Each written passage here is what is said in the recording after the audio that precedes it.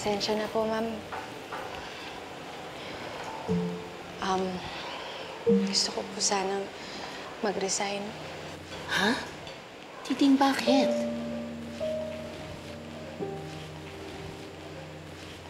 Kasi, ma'am, wala na akong ginawang tama ngayon eh. Sorry po talaga. Bakit mo naiisip yun? Alam mo, lahat ng ginawa mo today, perfect. Ang decorations, maayos, ang pagkain, masarap. Lahat ng ginawa mo, okay. Huwag mong isipin yun. Kahit wala po kayong bisita, ma'am, okay lang yun. Anong walang bisita? Meron akong bisita.